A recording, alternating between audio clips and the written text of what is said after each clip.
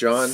This is the Ubored, and it's the story of Sarah Pite, the worm hunter, has the UD4K on her wrist.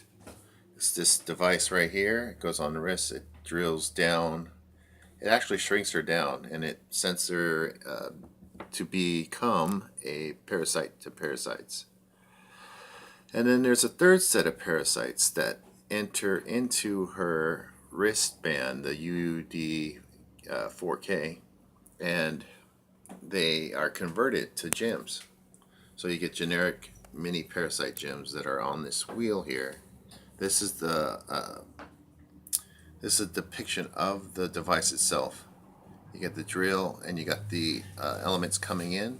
This is a rondelle. It turns to the right clockwise, and so you just trap 3 of these rows in like this when you start out.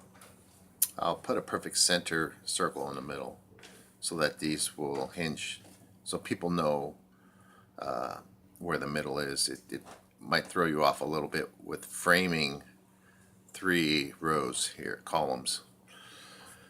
So you go through and you spin these clockwise and you count up all the gems you pass. So if we were to pass these 2 here, we would have 2 of the amethyst, purple amethyst, and it would open up 2 for the garnet here.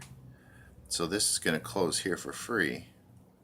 But the thing is, you can only touch the cards once per turn when you're creating an action. So look, we got off here a little bit and we're showing 4 rows, so we have to get back centered. It's not a big deal because it's a solitaire game and you just take your sweet time, you know, and grab a wine or sip some tea and enjoy yourself, have fun. So this is the UDK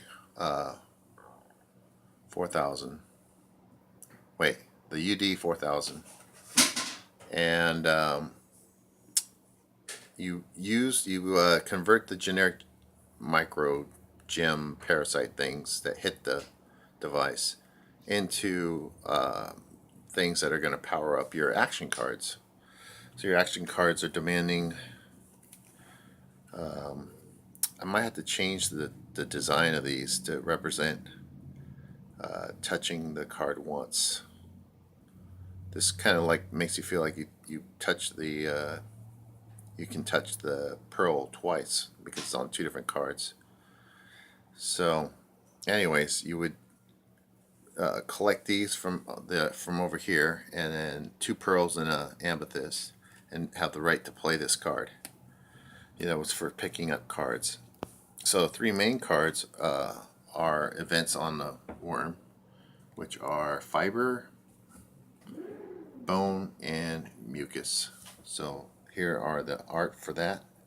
You got Sarah breaking through the fiber, and as well as snapping through the bone, and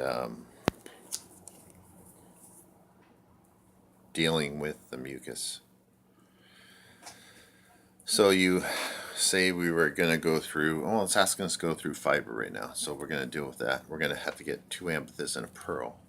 So our pearl's not helping us at all. But we are going to close it. Well, we'd be touching it, so that's not good. So what we're going to do is pass a garnet, and we don't have any use for it, so it goes onto the blade. And it goes to the one side. We're passing 1 stone. And then we're able to move this twice, only touching the card once, and get our 1 pearl, and then pass just what we need for the amethyst, and have the right to play the fiber card and then move our Sarah forward. Success. So now we have some generic gems building up on the card. If we were to pass 1 for any reason to open up a pearl, we would spin this card to the 2 side. We're now carrying 2 here. Okay. Well, we have a new the ability to get a pearl, and that's why we did that. But if we were to get a third generic gem, this would reset, and we have failed once. You know, I'm not illustrating passing a gem, but anyways, this would reset.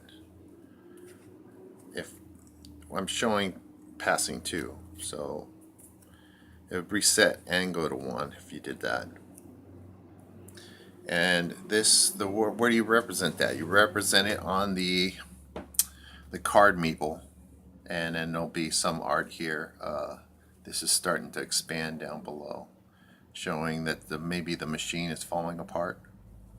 You know, parts are flying off it. And we'll have rolls, and then you get all the way to a point where you would fail. If it was like a third time, you would fail. Okay, so that's that. So I got a nice puzzle here. I intend to increase the amount of difficulty it is to play a card. Also, the variations on the wheel itself could create some difficulty. This is the one I used earlier. It's a little bit more simple. And so, with that said, when you fail, say we failed on, it matters which card you fail with. So we were failing, I think we were failing with garnet, right? So let's show that. So we just reset the garnet because we failed. What we would do is,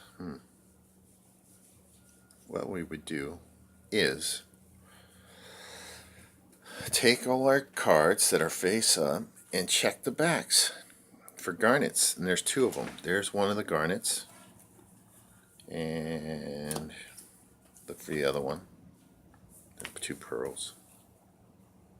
2 amethysts. Here's the other garnet. And so you'd play the rest of the game out with one of these cards upgraded. So the math on what it requires to play or pick it back up would be a lot easier on you, or a little bit easier on you. So say we'd say, oh, I want an easier bone, and then we'd take it back, or if it was stuck out here, it would stay down but be upgraded.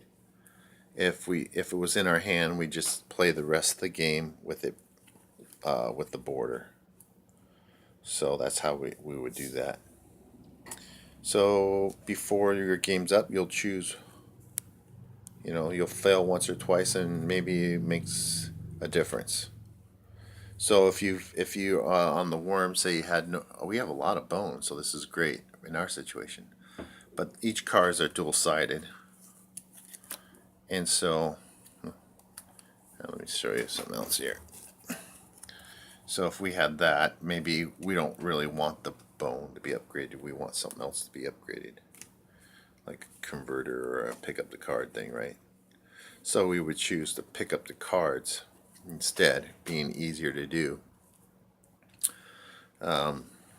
because we didn't have much bone. You know, the decision point. Which one do you want?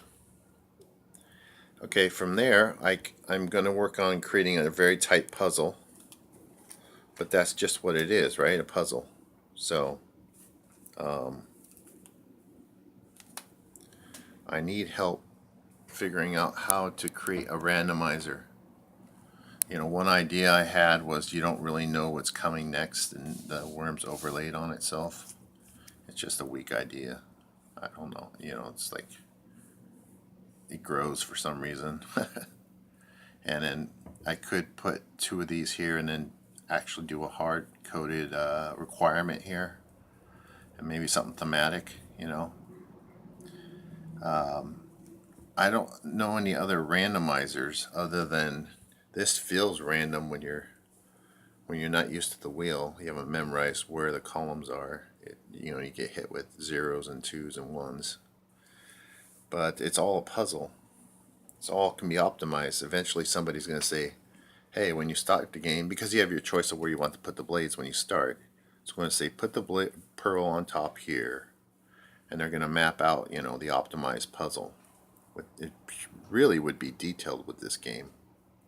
you know, how much stuff you had to do in order to get the game recorded, done, exact. And plus with random events here, you can't orchestrate a solution.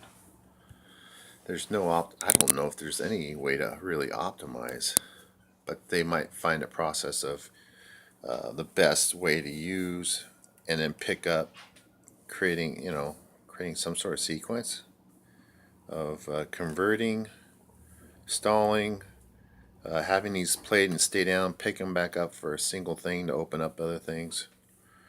People will figure out a method to do it. So again, it's just a puzzle.